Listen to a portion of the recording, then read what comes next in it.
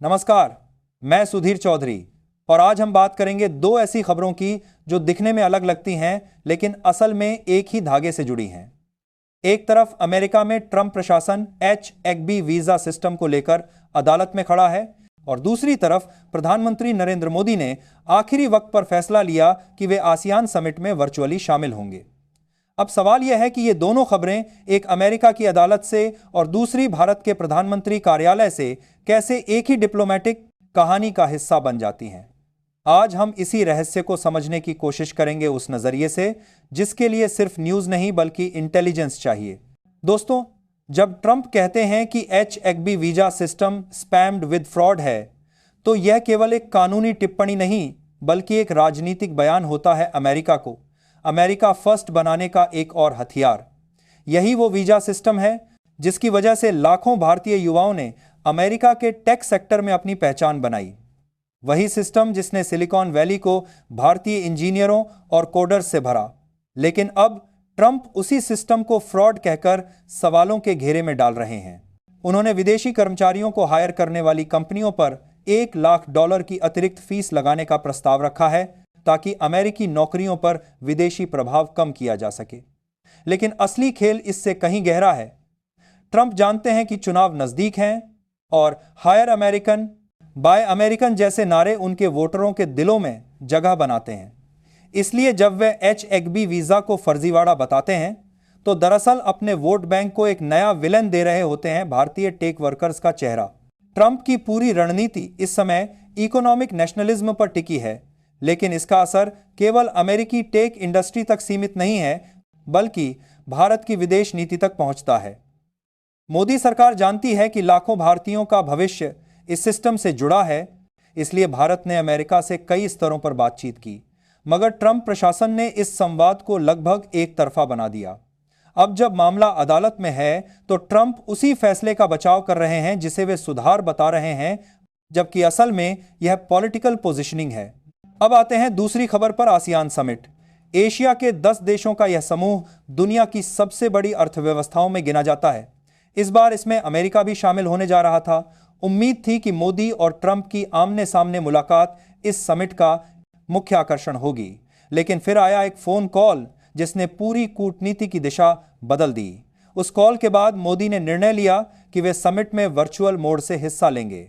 अब सवाल उठता है कि क्या यह केवल समय की कमी का मामला था या इसके पीछे कोई गहरा संदेश छिपा था।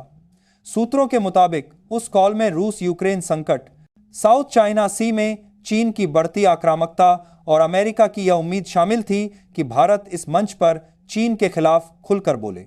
लेकिन मोदी ने अपने स्टाइल में साफ संदेश दिया, भारत अब किसी का एक्सटेंशन नहीं है, भारत अपने हितों के अनुसार ही फैसले लेगा। यही वजह है कि उन्होंने व्यक्तिगत मुलाकात के बजाय वर्चुअल संबोधन का रास्ता चुना। यह संकेत था कि भारत अब वॉशिंगटन या बीजिंग के कैंप में नहीं बल्कि भारत के कैंप में है। एक तरफ ट्रंप घरेलू वोटरों को खुश करने के लिए वीजा सिस्टम को निशाना बना रहे हैं, वहीं मोदी अपने वैश्विक हितों को संतुलित करने के लिए मंच की रणनीति बदल रहे हैं। यह डिप्लोमेटिक बैलेंस ही आज के भारत की सबसे बड़ी ताकत है। जब आप इन दोनों घटनाओं को साथ रखते हैं, ट्रंप का वीजा फैसला और मोदी का वर्चुअल कदम, तो साफ दिखता है कि दुनिया अब पुराने अलायंस सिस्टम से बाहर निकल रही है। अब कोई स्थायी दोस्त दुश्मन नहीं है, हर देश अपने हितों के अनुसार कदम उठा रहा है। ट्रंप का संदेश है, अगर विदेशी टैलेंट चाहिए तो कीमत चुकाओ। मोदी का संदेश है, अगर साझेदारी चाहिए तो सम्मान दो। अमेरिका की बड़ी कंपनियां जैसे अमेजॉन, गूगल, माइक्रोसॉफ्ट तक अदालत में जाकर कह रही हैं कि यह फीस इनोवेशन को नुकसान पहुंचाएगी, लेकिन ट्रंप प्रशासन कहता है जरूरी है तो भुगतान करो। यह नीति से ज्यादा राजनीति है। उधर मोदी का वर्चुअल हिस्सा लेना भी एक संकेत था। भारत किसी ब्लॉक का हिस्सा बने बिना अपनी आवाज बुलंद कर रहा है। यही मल्टी अलाइनमेंट विदाउट सबमिशन की नीति है, सबके साथ रहो पर किसी के अधीन नहीं। भारत अब वह देश नहीं जो सिर्फ अमेरिकी फैसले मानता था। अब भारत आंख में आंख डालकर कहता है, हम साझेदारी चाहते हैं, निर्भरता नहीं। आने वाले अमेरिकी चुनावों में यह वीजा विवाद गूंजेगा। ट्रंप के समर्थक इसे मजबूती बताएंगे, विरोधी इसे आर्थिक नुकसान कहेंगे। लेकिन भारत के लिए यह एक नया रास्ता है आत्मनिर्भरता की ओर। अब भारत वर्कर्स नहीं भेजेगा बल्कि वर्क क्रिएट करेगा। आज जब ट्रंप अदालत में अपने फैसले का बचाव कर रहे हैं, उसी वक्त मोदी डिजिटल मंचों से दुनिया को दिशा दे रहे हैं। यह दो चेहरों की कहानी है, एक जो रोकता है और दूसरा जो जोड़ता है। ट्रंप कहते हैं फीस दो फिर आओ, मोदी कहते हैं स्वतंत्र सोचो और आगे बढ़ो। यही फर्क है राजनीति और नीति में। भारत का आईटी सेक्टर आज अमेरिका की जीडीपी में 8% योगदान देता है और अब वही अमेरिका उसी सेक्टर पर शक जता रहा है। लेकिन मोदी का वर्चुअल निर्णय एक स्पष्ट संदेश था, अगर सम्मान नहीं मिलेगा तो भारत खड़ा नहीं रहेगा। यह था आत्मविश्वास से भरा, बिना टकराव का जवाब, और यही मोदी की डिप्लोमेसी की असली ताकत है। H-1B विवाद और आसियान वर्चुअल उपस्थिति मिलकर एक नया युग रच रहे हैं, जहां भारत और अमेरिका अब बॉस और सबॉर्डिनेट नहीं बल्कि बराबरी के साझेदार हैं। आने वाला वक्त तय करेगा कि ट्रंप अपनी अमेरिका फर्स्ट नीति पर टिके रहते हैं या भारत के साथ नई साझेदारी को जन्म देते हैं। लेकिन इतना तय है, भारत अब किसी की डिक्शनरी में डिपेंडेंट नहीं बल्कि डिटर्मिनेंट है। और आखिर में यही सच्चाई है। इस बदलती दुनिया में सबसे बड़ी ताकत वही है जिसके पास अपने फैसले लेने की आजादी है, और आज भारत ने यह आजादी हासिल कर ली है।